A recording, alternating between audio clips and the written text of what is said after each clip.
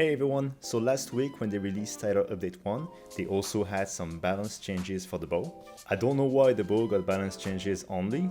I know they're planning a big rebalance of all the weapons in May. I'm not sure why bow got them early or if it's gonna get additional ones, but we'll review the ones that happened last week. We'll take a look at each of them in details, but for now, let's read the balance patch. So first, Dragon Piercer has been nerfed. We'll definitely take a look at this. The Power Volley has been buffed, specifically the elemental damage. Thousand Dragon has been buffed, at least for close range coatings and power coatings. Not sure why Pierce coating Thousand Dragon hasn't been buffed, but it is what it is.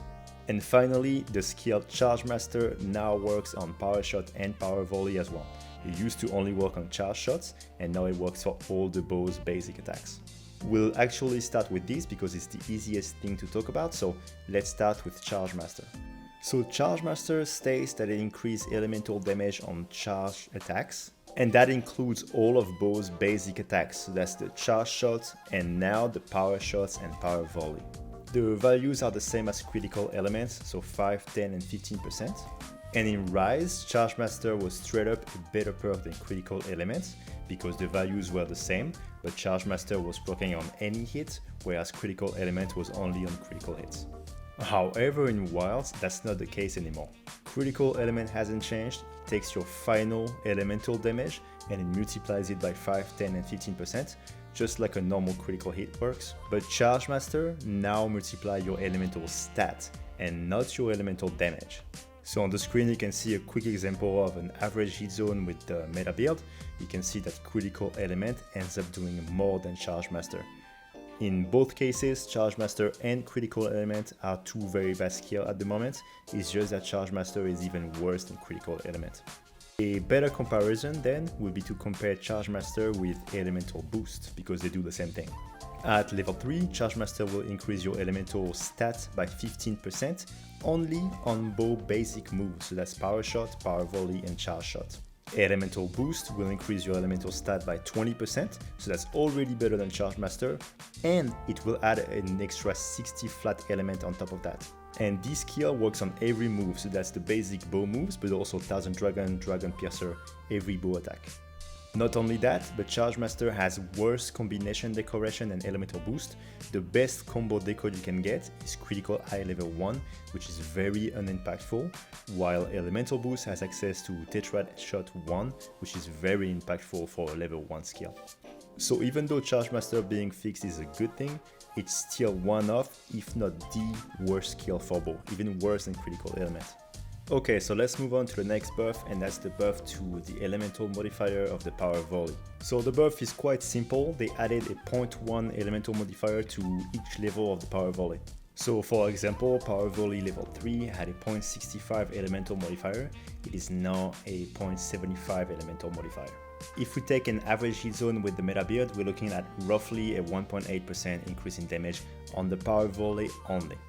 Please note that this increase in damage will change depending on your build, your bow, and what target you're facing.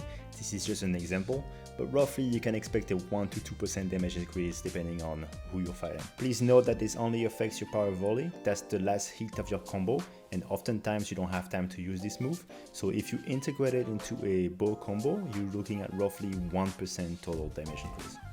It's quite insignificant, however I wasn't expecting any buff on that front, so a buff is a buff, I'm not gonna complain about this, but yeah, it's not much. Okay, so let's move on to the buff to Thousand Dragon.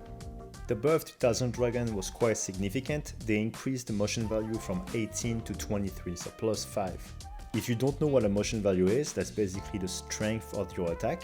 It's not related to your build or your weapon stats or anything like that. It's just how strong this attack is. An increase of plus 5 when the base is 18 is very significant.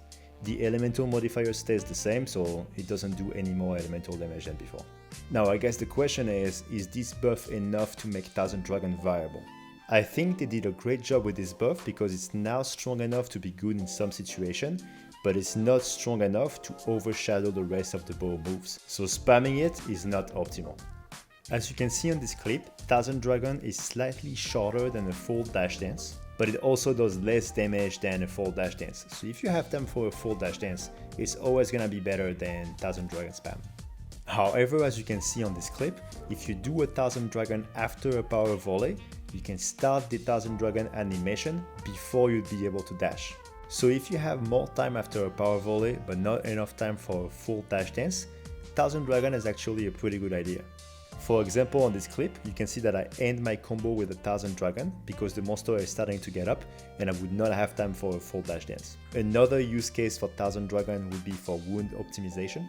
You do a lot more damage on wounds, especially because Weakness Exploit gives you 20% more affinity on wounds, but they break very easily. So given the opportunity, if you've shot a wound a couple times and it's about to break, you can use a 1000 Dragon to break the wound, because even though the wound is almost broken, all the arrows from 1000 Dragons will benefit from the wound.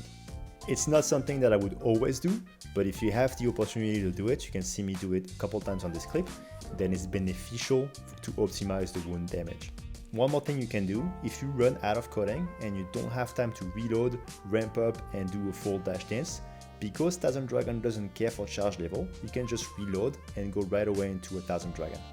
Now one quick trick for you, you can cut the end lag recovery animation of 1000 Dragon significantly. Two ways. The first way is to use Focus Strike, doesn't matter if there's a wound or not. And the second way is simply to dash out of 1000 Dragon. If you have charge level, dashing will maintain your charge level, so you can go back to dash dancing right away. Okay, so now let's finally talk about Dragon Piercer and how it got nerfed. Before we get into it, I gotta give credit to two people that did most if not all of the work for this. The first person is DTLNR, I'm sorry if I say his name wrong. He's a prominent data miner for Monster Hunter, and a lot of his data we could not have gotten without his help. And the second person is LCOD. If you've played Bow in World, there's a good chance you used one of his builds. He was a prominent build crafter for Bow in World, and still to this day he helps a lot with numbers and behind the scene work, and for this specifically he did basically all the work. So the change to Dragon Piercer was not the damage itself, it was the rate at which the damage decays. For example, on the first table, if you take a look at the green column that was pre-nerf Dragon Piercer, you can see the 8 ticks were doing full damage. Now when you look at the post-nerf Dragon Piercer, you can see that the damage decays after tick number 2. Pre-nerf Dragon Piercer, you can see that after tick number 8, the damage would have a linear drop-off until it reached 10% per tick and it would stabilize at 10%. Current Dragon Piercer doesn't have a linear decrease, it has strict threshold, so you can see for example after tick number 2, now it drops off to 75% and then 35% and so on.